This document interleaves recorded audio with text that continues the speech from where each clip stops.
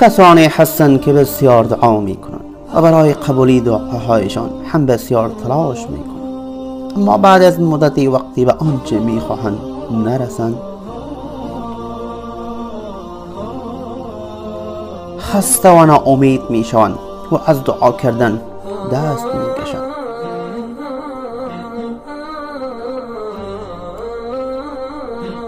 پیامبر صلی الله علیه و سلم میفرمایند دعا همان عبادت است. پس این را بدان زمانی که دعا میکنی در حقیقت در حال عبادت الله متعال هستی.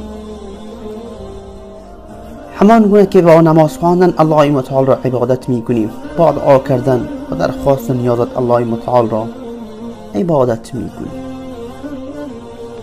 و تو از این عبادت اجر و ثواب میبری و نامه عملت را پر از حسنات میکنی.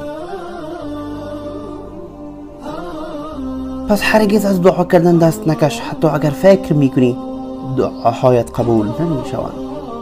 هیچ دعایی رد نمیشود و هدر نمیرود، بلکه الله متعال تمام آنها را اجابت میکند.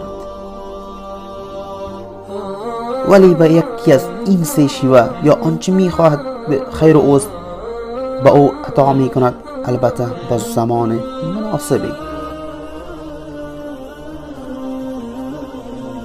یا قرار بود بلای بزرگتر بر او نازل شود، ولی به وسیله آن دعا رفع می شود و به او نمی رسد، پس دعا کن.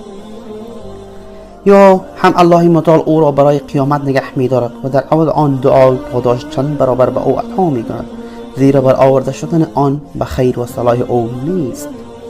پس هرگز از دعا غافل نشو، اما به انتخاب الله متعال برای زندگی راضی